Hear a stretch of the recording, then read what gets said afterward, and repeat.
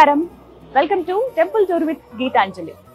Temple tour with Geetanjali కార్యక్రమంలో నాతో పాటుగా మీరు ఎన్నో దేవాలయాలను దర్శించుకుంటున్నారు కదా. అయితే ఇవాల్టి కార్యక్రమం చాలా ప్రత్యేకం అండి. ఇవాళ దేవాలయాలను దర్శించుకోవడంతో పాటుగా హారతి ఇంకా ప్రత్యేకంగా మీకు చూపించబోతున్నాను. గజం కేవలం 26,000 రూపాయలతో 165 గజాల భూమి కేవలం 52 లక్షలు మాత్రమే. అదే గోదావరి హారతి. ప్రస్తుతం నేను రాజమహేంద్రవరంలో పుష్కర ఘాట్ దగ్గర ఉన్నాను. ప్రతిరోజు 6:30 గంటలకు ఇక్కడ గోదావరి హారతి ఇస్తూ ఉంటారు. ఆ హారతి చూడడం వల్ల మన జాతకంలో ఏమైనా నక్షత్ర అలాగే సర్పదోషాలు కావచ్చు, ఇలాంటివి ఏమైనా ఉన్నప్పుడు కూడా అవన్నీ తొలగిపోతాయని చెప్తారు. ఇవాళ కార్యక్రమంలో మరి నాతో పాటుగా మీరు కూడా గోదావరి హారతిని వీక్షించండి. వెళ్దామా మరి, రండి. పుష్కర ఘాట్లోకి మనం ప్రవేశించాము. ఇక్కడ మరి కాసేపు అంటే 6:30 గంటలకి హారతి ప్రారంభం అవుతుందని చెప్పాను కదా. సరిగా అదే వేళకి నేను వచ్చాను. నాతో పాటు మీరు కూడా వీక్షించాలనే ఉద్దేశంతో. అయితే గోదావరి హారతి కన్నా ముందు విగ్రహ రూపంలో గోదావరి దేవి ఇక్కడ కొలువై ఉన్నారు. ఆవిడికి ముందుగా హారతి ఇచ్చి అంటే నీరాజనం సమర్పించి ఆ తర్వాత గోదావరి నదికి హారతిస్తారనమాట. ఇప్పుడు ఆ ప్రక్రియ జరుగుతుంది. నేను కూడా అందులో పాల్పంచుకునే అవకాశం నాకు దక్కింది. రండి మరి వెళ్దామా. ఇదిగో గోదావరి దేవి విగ్రహం ఎంత చక్కగా ఉన్నారో చూడండి. అమ్మవారు 7.5 అడుగుల్లో మనకు కనిపిస్తారు. చక్కగా కలశం పట్టుకుని ఉన్న అమ్మవారు. ఇదంతా కూడా గ్రానైట్, నల్లటి గ్రానైట్ తో ఏర్పాటు చేశారు. కింద కూడా యంత్ర ప్రతిష్ఠ అవన్నీ జరిగాయి. ఇక్కడ అమ్మవారు అత్యంత శక్తి స్వరూపిణి అని కూడా చెప్తూ ఉంటారు. ఎక్కడెక్కడి నుంచో భక్తులు వచ్చి ప్రత్యేకంగా గోదావరి దేవికి మొక్కులు చెల్లించుకునే సాంప్రదాయం కూడా ఇక్కడ మనకు కనిపిస్తుంది. పుష్కర ఘాట్ దగ్గర ఉన్నటువంటి అమ్మవారికి ఇక్కడ అమ్మవారి వాహనం చాలా ప్రత్యేకంగా ఉంటుందండి. ఒకవైపు ఏమో ముసలి కనిపిస్తుంది, మరోవైపు హంస ఉన్నట్టుగా ఉంటుంది. మకరం అంటే ముసలి అలాగే హంస కలిపినటువంటి ఒక జంతువు ఏదైతే ఉందో అలా వింతగా కనిపిస్తుంది చూస్తే. నాకు ఫస్ట్ ఆశ్చర్యం అనిపించింది. ఇక్కడ గురుగారిని అడిగితే చెప్పారు అమ్మవారి వాహనం అదే విధంగా ఉంటుందని చెప్పి. అమ్మవారి ఇక్కడ ఇంకా ప్రత్యేకం ఏంటంటే తాకినప్పుడట, పాదాలు తాకినప్పుడు కానీ అమ్మవారిని ఇలా స్పృశించినప్పుడు కానీ ఒక మనిషిని ముట్టుకున్నప్పుడు మనకి ఎలాంటి భావన కలుగుతుంది అంటే ఆ చర్మం అది తగిలినట్టుగా, మాంసం చర్మం తగిలినట్టుగా ఎలా ఉంటుందో అలాంటి భావనే. నేను నిజంగా అది అనుభూతి అయితే చెందాను. చాలా చక్కగా నవ్వుతూ ఉన్నట్టుగా కనిపిస్తారు. కళ్ళు ఎంత మిరుమిట్లు గొలుపుతున్నాయో చూడండి, వజ్రాల కళ్ళులాగా. అలాగే చక్కటి తిలకం అవన్నీ ధరించారు అమ్మవారు. 7.5 అడుగుల్లో ఉంటారు. మనం తలెత్తి పైకి చూడాల్సిందే. ఇప్పుడు అమ్మవారికి నక్షత్ర హారతి ఇస్తారు. హారతిలో నేను కూడా పాల్పంచుకునే అవకాశం దొరికింది. మీరు కూడా వీక్షించండి. ఓం నారాయణాయ నమః, ఓం మాధవాయ నమః, ఓం గోవిందాయ నమః, ఓం కృష్ణాయ నమః.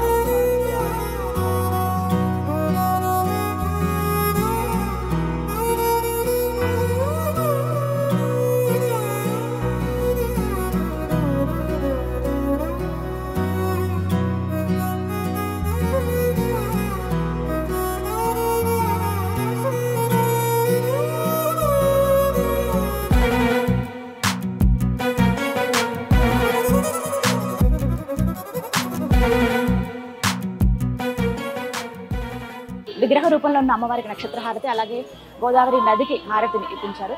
చాలా చాలా అదృష్టవంతురాలని నాకు అర్థమైంది. కానీ అమ్మవారిని చూస్తే అలా చూస్తూ ఉండిపోవాలన్న భావన కలుగుతోంది. 7.5 అడుగులో ఆవిడ కనిపిస్తున్నారు. ఇక్కడ చాలా ప్రత్యేకమైందని చెప్పాను కదా. చేతులు ఇలా ముట్టుకుంటే నిజంగా మనిషి ఉన్నట్టుగా అనిపిస్తుంది ఆ భావన. మెత్తటి శరీరం. అలా వాహనమే చాలా ప్రత్యేకం. మకరం అలాగే హంస కలిపినటువంటి వాహనం. సరే, అమ్మవారికి పూజ చాలా చక్కగా జరిగింది. దండం పెట్టుకున్నాం.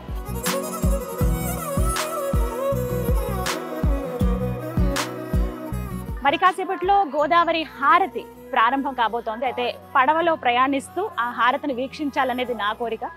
మీకు కూడా అలాగే చూపించాలని అనుకున్నాను. మరి వెళ్దామా. పడవలో చాలా వింత అనుభూతి ఇది. మామూలుగా నేను ఇంతకుముందు వచ్చాను గోదావరిలో, అంటే ఇలా పడవ ప్రయాణం అయితే చేశాను. కానీ ఈ విధంగా హారతిని వీక్షించడం అనేది మొట్టమొదటిసారి. చాలా అంటే ఎంతూజియాజం, ఆ క్యూరియాసిటీ చాలా ఉంది నాకు, కుతూహలంగా. చూద్దాం.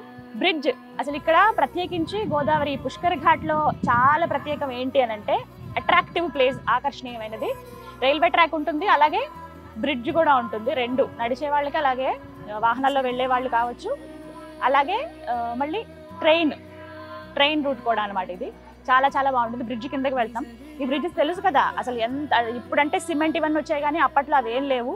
గుడ్డు సొన్నతోటి అలాగే మిగతా ఈ ఫైబర్ కొంచెం పీచు పదార్థం అలాంటి వాటి అన్నిటితోటి కట్టారు. చాలా స్ట్రాంగ్ ఇవి.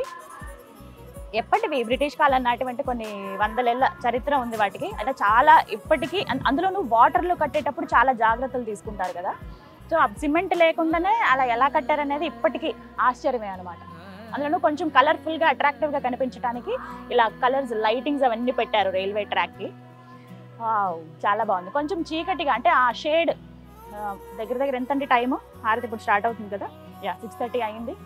ఇక్కడ చూడండి వ్యూ ఎంత బాగుందో, 2 బ్రిడ్జెస్ మధ్యలోంచి వెళ్తున్నాము.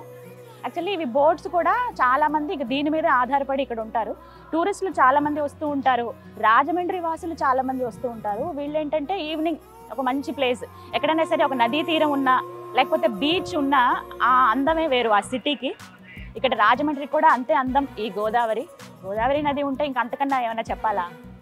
సో మళ్ళీ ఒక రౌండ్ అలా తీసుకెళ్తున్నారనమాట. ఇక్కడ లాంచెస్ కూడా ఉంటాయి. అవేంటంటే లాంచీలు.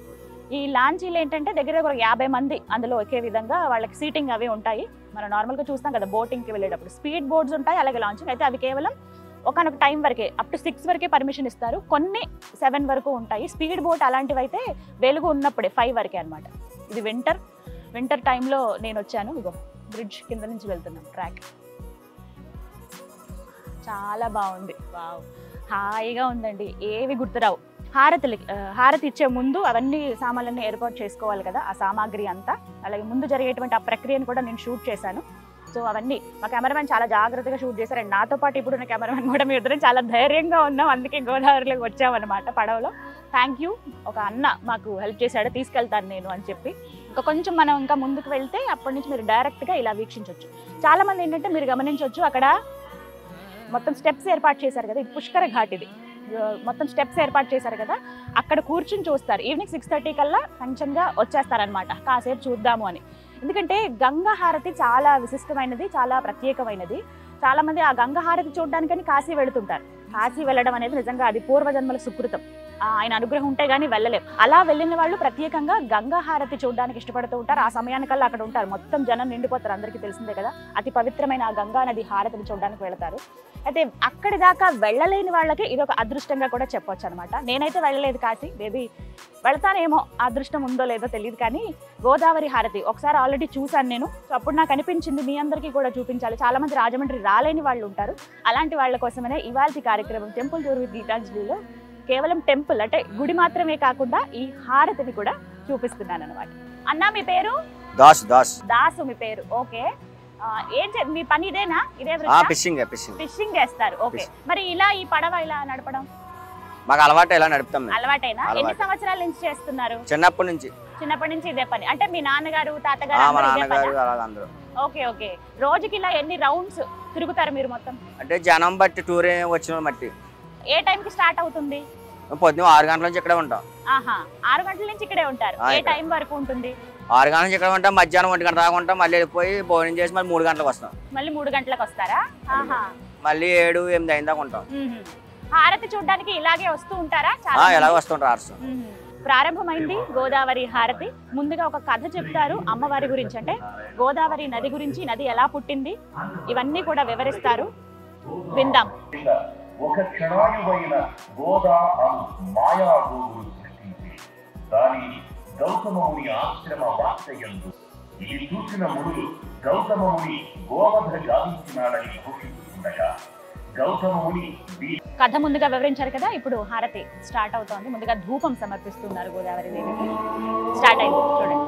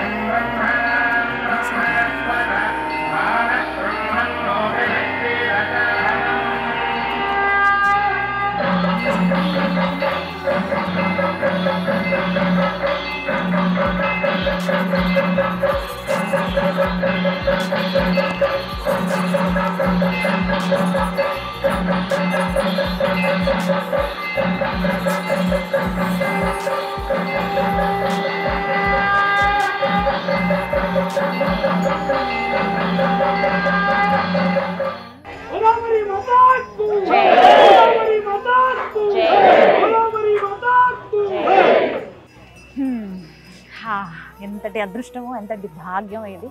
అమ్మవారి ఒడిలోనే కూర్చుని హారతిని వీక్షించాను నేను.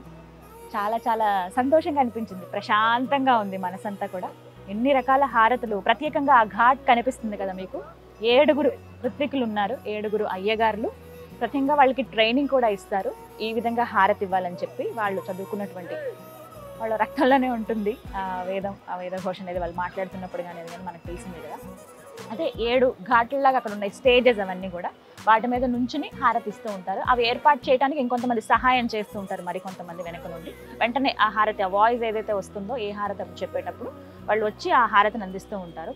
ఎన్ని రకాల హారతులు మనం చూసాం కదా. ప్రతి ఒక్కటి కూడా ఇక్కడ మెయిన్గా చెప్పేది ఏంటంటే, ఎవరికైతే జాతకంలో నాగదోషాలు కావచ్చు, సర్పదోషాలు, అలాగే నక్షత్ర పరంగా కావచ్చు, అంటే జన్మ నక్షత్రం కానీ అలాగే జన్మ రాశికి సంబంధించి ఏమైనా దోషాలు ఉంటే ఇవి వీక్షించినంత మాత్రమే అవి ఖచ్చితంగా తొలగిపోతాయి అని చెప్తారు. మామూలుగా ఏవో పూజలు, వ్రతాలు ఇవన్నీ ఆచరించాల్సిన పని లేదు. అమ్మవారికి ఇచ్చే హారతి ఏదైతే ఉందో ఆ హారతిని వీక్షించిన చాలు అవన్నీ తొలగిపోతాయి, సుఖ సంతోషాలతో ఉంటారని చెప్తారనమాట. సో ఆ అదృష్టం, భాగ్యం నాకు దక్కింది ఇవాళ. చాలా చాలా సంతోషంగా ఉంది.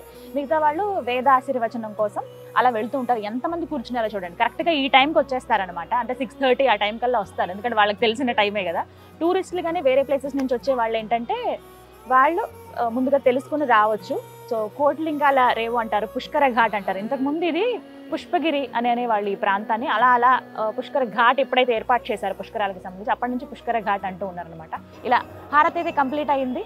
థ్యాంక్ యూ సో మచ్ అన్న, మమ్మల్ని ఇక్కడ దాకా తీసుకొచ్చినందుకు. సో చూసారు కదా, టెంపుల్ టూర్ విత్ గీతాంజలిలో ఈ కార్యక్రమం చాలా ప్రత్యేకమని ముందుగానే చెప్పాను. ఎప్పుడు ఆలయాలను చూపిస్తూ ఉంటాను, ఆలయ విశిష్టత గురించి చెప్తాను. కానీ ఇవాళ గోదావరి మాతే విశిష్టత, విగ్రహ రూపంలో ఉన్న అమ్మవారికి ముందుగా హారతిచ్చి ఆ తర్వాత నది రూపంలో ఉన్న అమ్మవారికి, గోదావరి దేవికి హారతులు సమర్పించారు. ఈ హారతులు ఎంత ప్రత్యేకమో అందరికీ తెలిసిన విషయమే.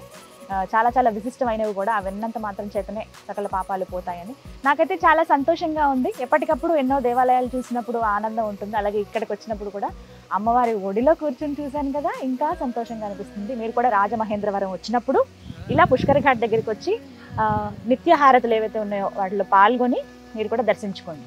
ఇది ఇవాల్టి టెంపుల్ టూర్ విత్ గీతాంజలి.